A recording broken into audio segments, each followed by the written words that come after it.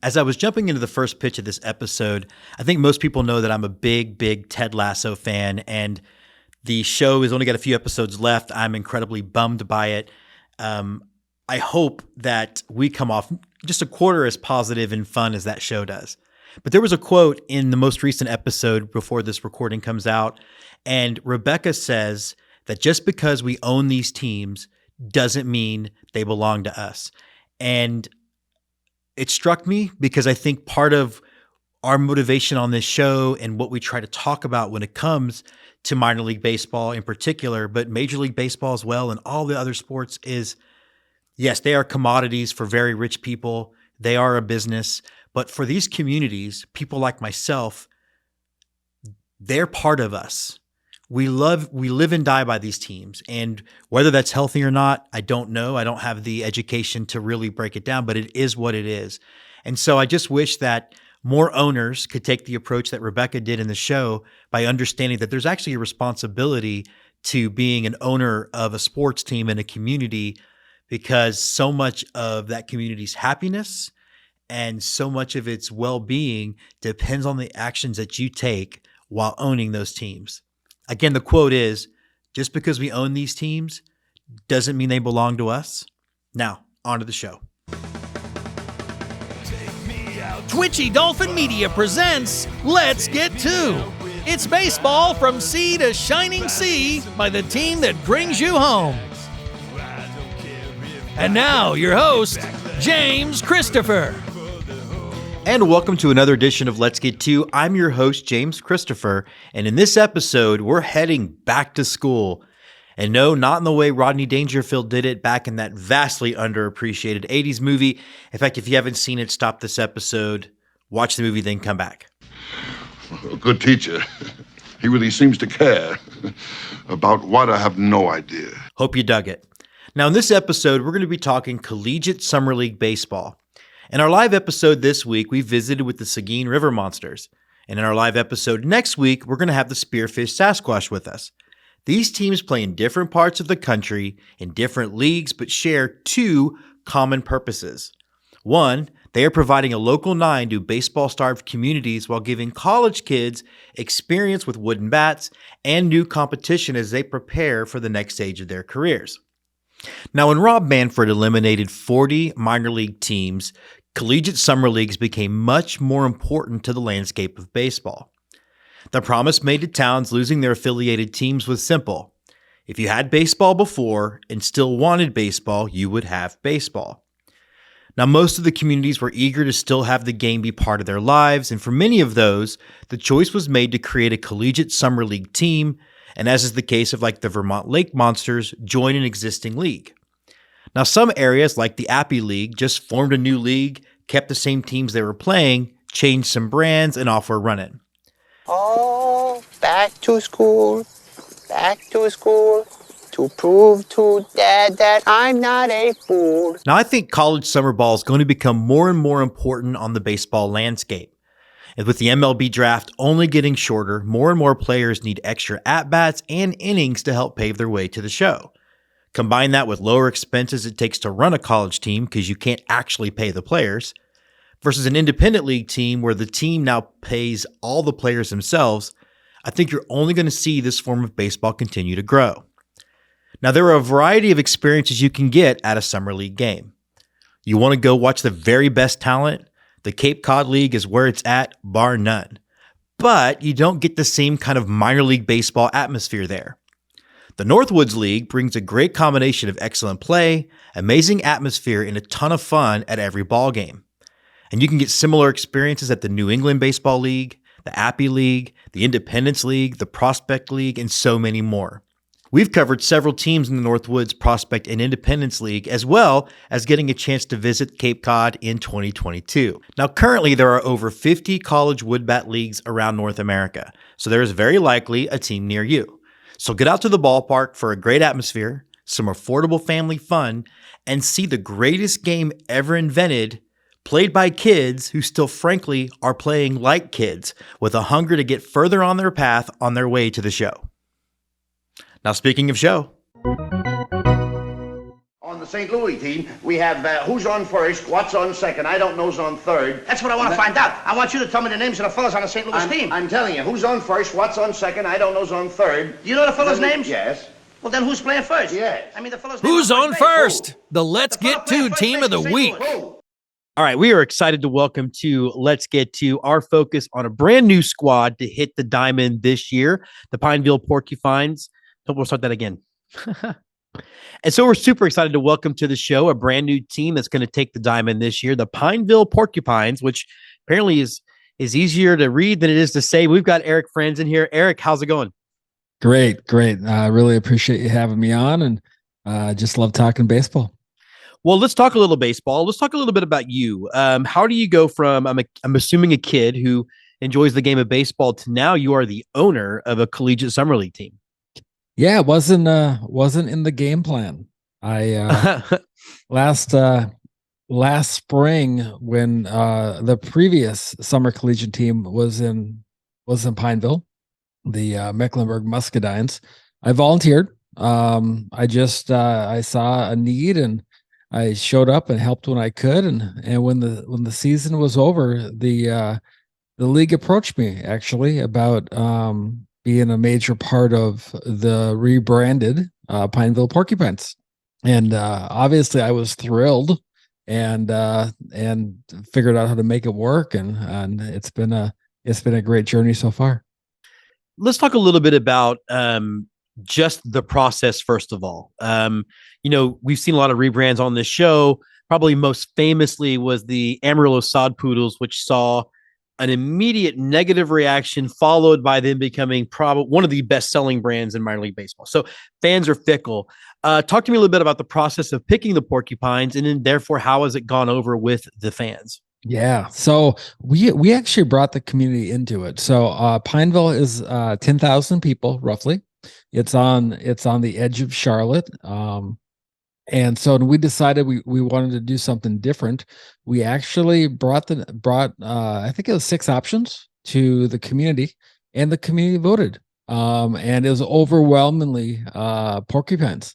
Now the best part about it is porcupines don't exist in North Carolina. So our guys are the only porcupines in the state. Talk about putting you in a prickly situation. Very nice. Let's talk a little bit about the league. And I want to talk about your players and things like that, and how people can get involved in the need for corporate team ups. But, the Old North State League, what separates that from other collegiate summer leagues? Because it seems like that has become, ever since I like to say Manfred shot minor league baseball in the face with a shotgun, this seems to be the most increasing in popularity form of baseball. I am so bullish on this league, and really it was the league, the Old North State League, and the management, what they've done with their branding, their logos, and they've kind of termed the coin the Players League. Everything that's done is done for the college player. It's not done for the ownership groups, or it's not done for some big corporation. It's so the college player can get their swings in, can get their innings in the summer, but still give them time to have a life, to enjoy some time off, to enjoy the beach, and to get back home for 3-4 weeks before the next season starts. Yeah, the history. I mean, first of all, the branding in the league, top to bottom, it's one of the best. The history nerd in me is a big fan of the Marion Swamp boxes, just because, again, the history nerd in me. Well, we open up. That's where we open up. That's maybe open. You I should can't be do there. this to myself. I keep adding more trip, but I'm coming to see you guys eventually. But how do you make the pitch then? And whose job is it to pitch yourself to players, and what do you sell?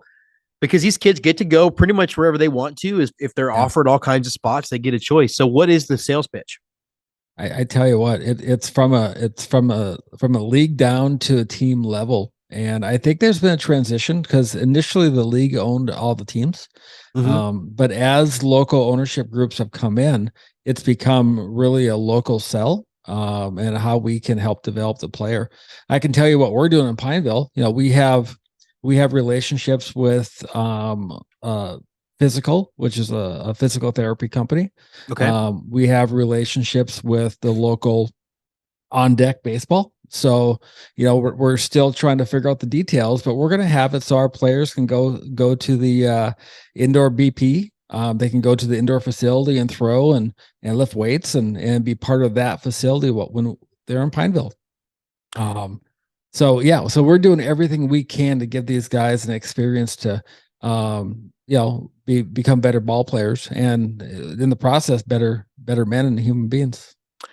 Let's talk a little bit about that angle of it too. One of the things that I saw rise out of this whole thing is that there's a lot of people who don't understand collegiate summer league baseball and therefore have issues with it. And part of it is these kids need to learn how to swing a real bat, right? Yeah. How much of it is imperative for you guys to treat players well, so that way their coaches will then recommend other players come play for you guys? No, I think it's important. I was talking to our coach, Chris Manriquez, who coaches at Carmel Christian. And when I was growing up and playing, I swung wood in fall ball. Just a handful of times. That's all we used it. And so when I was talking to Chris about swinging wood all summer, what he said was, these guys do it a lot more than they used to. So even the high school guys, they're growing up and they're doing their summer leagues and tournaments. There's wood bat tournaments. So just initially, there's a lot more experience with wood bats than there used to be. That being said, when you're facing a guy that's throwing 90 with a wood bat, it's a different story. So it's, completely different story. How is the recruiting going as far as getting players in? Are you guys getting excited about some of the lifeblood? And then their second question is, how do you go about, like, can you use players to market the experience when we get going? Like, can you say, come look at this kid, he went here or he's going there? Yeah, I think we're going to be able to do that. In fact, we have some kids coming back from last year, and they're bringing back a buddy. So, they talked about their experience last year in Pineville and they enjoyed it, and they're bringing someone back with them this year. As far as our recruiting, I mean, it's once we hired our coach, it's gotten great. We want to have a local base. I mean, Charlotte's a baseball town. It's a baseball city. But at the same time, we want to bring kids in from outside to show them the Carolinas. And so we have kids coming from upstate New York down to Florida, Tampa. And then we have guys coming from the Midwest. And then we'll fill out the rest of probably half the roster will be Charlotte based. But yeah, we have a diversity, and we're bringing in a lot of kids that haven't been here before, that can play ball. That actually is perfectly my next question, because having half the kids from Charlotte, it's a baseball team in its town is very symbiotic. You need to have support going both ways. How has the town been supportive to you guys? How sponsorships going? And then what are some of the ways the Porcupines are going to be giving back to the community? Yeah. So as far as the community, I at this point can't walk into a coffee shop without having a conversation about our team, or without running into people that are having a conversation about our team. And that's pretty exciting. As far as how we're giving back, we are actually partnering with a number of nonprofits during the summer, where different games will be dedicated to those nonprofits. And we're still working on exactly who we're going to be working with and the right sponsors with the right nonprofits. But it's something important to us that we want to give back. And not only that, I expect our team, our guys will be in the community during the summer. They'll be supporting our sponsors with events and different things. So it's, when you have a small town, 10,000 people, you can really get ingrained with the community, and that's a lot of fun. And I love that. It's a beautiful thing for sure. Now, before we play a little rapid fire, where can everybody find you guys on Twitter and on the web? Yeah. So we're PinevillePorcupines.com, and all our socials are at Pineville Porcupines. And then obviously you can just search for us. We're the only ones out there. You're the only one. You're the only porcupine literally in baseball and in North Carolina. I love that. That's right. All right. Clear your head. I'm ready. We're going to do this thing. We're still in the off season as we record this. The episodes will drop a little later, but we're still about 3 weeks away from MLB season. We're about a week away from World Baseball Classic stuff. What is your favorite part, though, about the off season? Well, this for me this year, it's recruiting. It's something I haven't done in a long time. So maybe next year it's going to be a week at the beach, but this year it's recruiting. Okay. So I'm a big food guy. If I stood up, you would be able to tell from the arrangement of my belly. And when I go there, one of the things, if I'm in a town for a long time, I like to see what the pizza is like, and that becomes how I compare other towns. When you're visiting a city, what is your go-to food that helps define the place you're visiting? Yeah, I'm an Italian guy. I love to find a good Italian restaurant. Okay. All right. Next question. Godfather 1 or 2? 1. Okay. I'm so torn on that because I'm also 1, but I do think the Michael stuff of Godfather 2 is the best of all the stuff. You know what I mean? I just think sometimes the cutting back to Italy kind of wears me out a little bit. All right. Dad hat, flex fitted or fitted? Man, I wish I could be fitted, but I'm a dad hat. Okay. And last but not least, it's a two answer question. Which of the new-ish rules for Major League Baseball do you think needs to stay, and which one needs to go? Yeah, I'm actually pretty bullish on the new rules. Okay. I love the fact that there's not going to be a shift. I think that has ruined the game some. I wasn't a big fan about the larger bases. I thought that was going to be a little weird. But the more I've heard about it and have had discussions about it, if it improves base runners being more aggressive and more stolen bases, I'm all for it. All right, great. I mean, I'm 100% with you. Well, Eric, first of all, thanks for jumping on. Welcome to organized baseball, and we cannot wait to watch the Pineville Porcupines. Even though from afar, we'll try to get out there next season. That's awesome. Thank you for having me on, and we're excited to be around.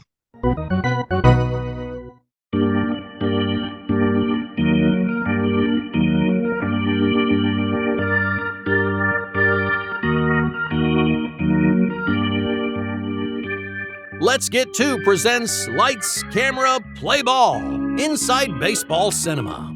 And welcome to another edition of Lights, Camera, Play Ball.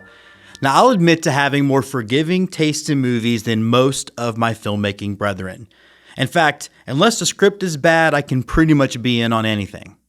So it's probably not a huge surprise that while the geniuses, air quotes, have it at 8%, Summer Catch comes in at number 10 on my all-time movie list. And so I'm guessing half of you just stopped watching because you think the movie's bad. Well, let me explain it to you. Now, first of all, Rotten Tomatoes has a terrible, awful, flawed formula when they calculate the percentages. But that aside, I think Summer Catch is a great movie. Baseball's a feel-good sport. This is a feel-good flick. Now, Summer Catch follows Ryan Dunn, played by the always affable Freddie Prinze Jr., as he battles his upbringing, his own temper, and the game of baseball as he tries one more time to get noticed by MLB scouts. Now, in the fit of some angsty rage that was so typical of the late 90s, early 2000s, he meets Tenley Parrish, a rich girl from the other side of the tracks. We get a real star-crossed lover energy here as the two of them try to make a relationship work, although with Jessica Biel, you shouldn't have to try. Now, populating the movie is a great cast from Jason Gedrick, Iron Eagle, to Matthew Lillard, Scream, Fred Ward, Tremors, and Brian Dennehy from Lots of Things, and Beverly D'Angelo doing her best Stifler's mom impression. Now, while the story structure is hardly original, it's a feel-good baseball story, the conflict between rich and poor and the overcoming of battles within, the setting itself is what makes this movie stand out. Setting it in Chatham in the Cape Cod League against the backdrop of some of the best amateur baseball is unique compared to any other baseball movie. It's also about a kid starting his career as opposed to movies about players that are in their twilight trying to hang on, Mr. Baseball and the like. Now, while there's some debate about how much baseball Freddie Prinze Jr. actually played in the movie, it begs the question, who cares? It's a movie. It looks good to me on screen, no matter how many body doubles there are.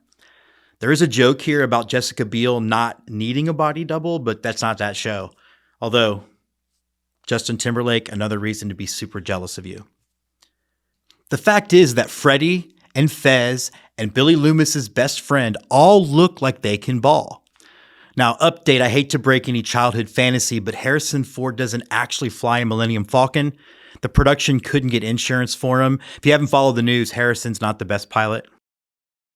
Anyway, the movie is a fun, bright, if not a little racy introduction to the life of a summer wood bat player.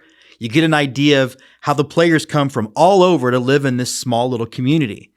You get to learn about the concept of host parents, the importance of Cape Cod to that community.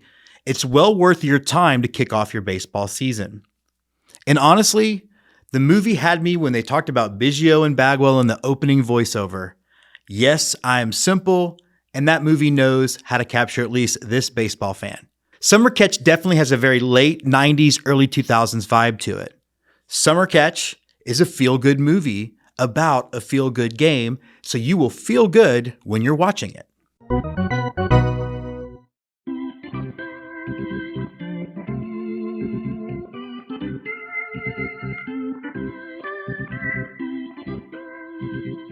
Raiders of the Lost Diamond, digging into baseball's past. And welcome to another edition of Raiders of the Lost Diamond, our weekly look at baseball history. And speaking of some cool baseball history, who remembers this moment? In fact, let's take a look at it now. Here's Ventura, RBI single in the first. Watch out. Look at this. The answer of the cool factor is real cool. Now, onto our subject at hand. The Cape Cod League has a rich baseball history, and not just because it helped Biggio and Bagwell get their start, taking their first steps to the Hall of Fame with your Houston Astros. But the idea of teams in the small communities of Cape Cod playing baseball against each other can be traced all the way back to the 1860s. Now, the official Cape Cod League formed in 1923, consisting of 4 teams, including Chatham and Hyannis. Now, for the first decade plus, the makeup of this league changed. Teams came and went, played each other, as well as played exhibition games against other clubs. In 1963, though, we saw the birth of the official Cape Cod League in its current configuration as a collegiate summer league. They were able to recruit players from all over the country to give players more repetition. In 1985, they recycled the aluminum bats for wood, becoming the first official collegiate wood bat league, and therefore increasing its popularity. The season runs every summer, usually from about mid-June to August, and up until 2009, teams shared identities with Major League Baseball, but, surprise, surprise, Major League Baseball sucked the fun out of that league by threatening to sue these non-profit organizations. It's very on brand for Major League Baseball. Rob Manfred had to have been involved somehow. Thus, original and frankly superior team names were now born. Teams like the Anglers, the Gatemen, and the Commodores. Harwich kept the Mariners because, honestly, they were born before those bums in Seattle. Now, big-time players have come through the league, not just Biggio and Bagwell. Players like Mo Vaughn, Frank Thomas before he was selling boner pills, Mark Teixeira, Chris Sale, destroyer of clubhouses, and Houston's own Jeff Blum. But also, Biggio and Bagwell. The Cape League is still running and really is a must-stop for any baseball fan. If you're out that way, do yourself a favor and look at one of the iconic places to see baseball in all of the sport.